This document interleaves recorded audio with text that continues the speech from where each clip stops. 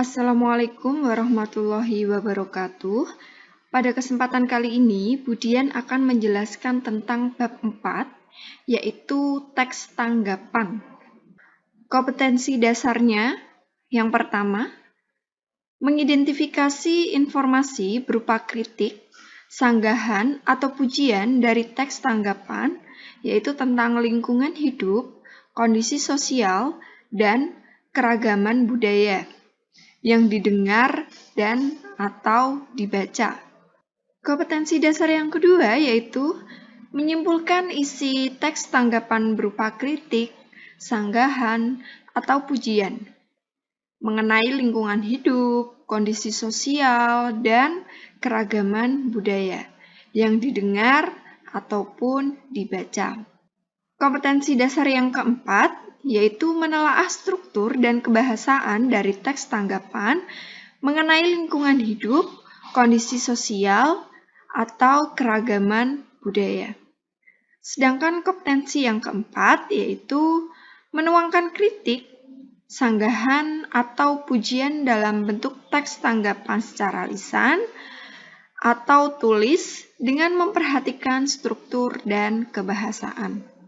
Tujuan pembelajaran kali ini, yang pertama, peserta didik dapat menentukan informasi dalam teks tanggapan. Tujuan yang kedua yaitu peserta didik dapat menyimpulkan isi teks tanggapan yang didengar. Tujuan yang ketiga yaitu peserta didik dapat menganalisis struktur dan ciri kebahasaan teks tanggapan. Sedangkan tujuan pembelajaran yang keempat yaitu peserta didik dapat menulis teks tanggapan terhadap karya teman. Apa itu teks tanggapan? Teks tanggapan merupakan jenis teks yang digunakan untuk meringkas, menganalisis, dan menanggapi suatu teks, yaitu dapat berupa teks sastra, artikel, berita, ataupun karya seni pertunjukan. Tujuan dari teks tanggapan diantaranya untuk memberi penilaian tentang kelebihan dan kekurangan dari sebuah teks yang juga disertai dengan saran. Penilaian yang dilakukan haruslah objektif, sopan, logis, dan jelas. Ciri umum teks tanggapan. Yang pertama, memuat tanggapan terhadap fenomena yang terjadi di sekitar, disertai fakta dan alasan. Ciri umum yang kedua yaitu memuat struktur teks, yaitu konteks, deskripsi, dan penilaian. Ciri umum yang ketiga yaitu mengandung kaidah kebahasaan atau ciri kebahasaan yang dimiliki teks tanggapan. Ciri umum yang keempat, kalimatnya bersifat kompleks. Sedangkan ciri yang kelima yaitu menggunakan konjungsi atau kata penghubung. Ciri umum yang keenam menggunakan kata rujukan sebagai penguat argumen. Jenis-jenis teks tanggapan, ada teks tanggapan deskriptif dan ada teks tanggapan kritis. Teks tanggapan deskriptif yaitu teks yang berisikan kritikan, sanggahan, saran, atau pujian yang bersifat deskripsi. Sedangkan teks tanggapan kritis yaitu karangan yang berisi tanggapan kritis terhadap masalah.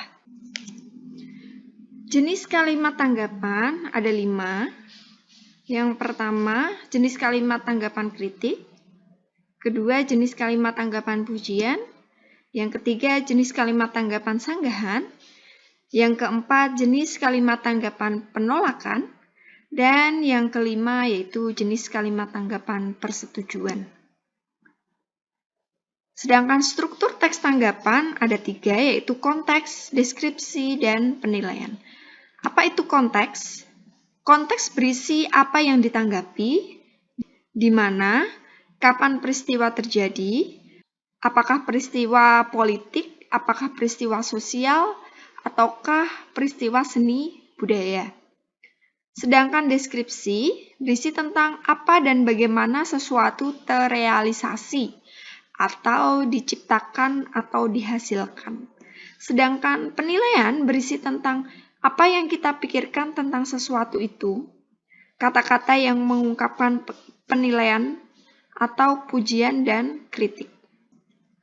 Unsur kebahasaan teks tanggapan di antaranya 1. Menggunakan kalimat simpleks atau kalimat tunggal, yaitu kalimat yang terdiri atas satu subjek atau satu predikat. Unsur kebahasaan yang kedua yaitu menggunakan kalimat kompleks atau kalimat yang terdiri atas dua klausa. Sedangkan unsur yang ketiga yaitu menggunakan konjungsi atau kata hubung. Unsur yang keempat, menggunakan kata rujukan. Unsur yang kelima, pilihan kata atau diksi. Dan unsur yang keenam, menggunakan kalimat ungkapan untuk menguatkan dan melemahkan, ungkapan untuk melihat sudut pandang, ungkapan untuk menggambarkan penegasan ulang, urutan bilangan, dan gaya bahasa. Cara meringkas teks tanggapan. Yang pertama, bacalah teks tanggapan secara menyeluruh. Kemudian yang kedua, catatlah ide-ide pokok setiap paragraf teks tanggapan. Yang ketiga, kembangkan ide-ide pokok tersebut menjadi kalimat-kalimat yang disusun dalam bentuk baru dan berbeda.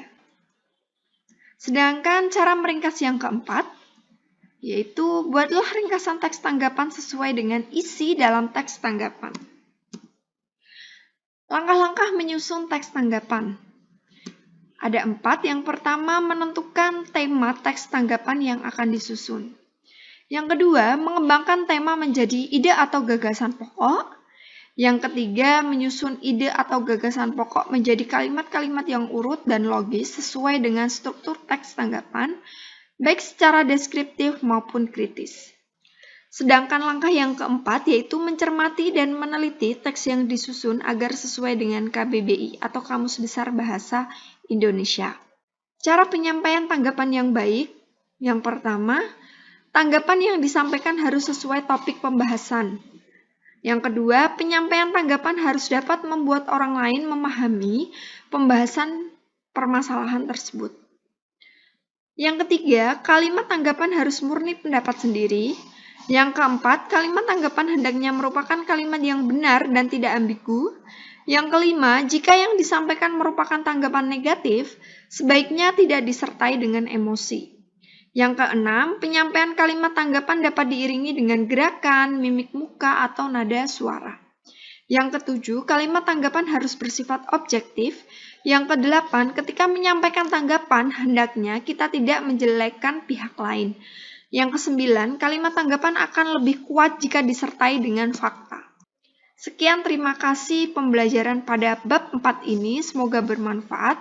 Jangan lupa selalu belajar. Terima kasih. Wassalamualaikum warahmatullahi wabarakatuh.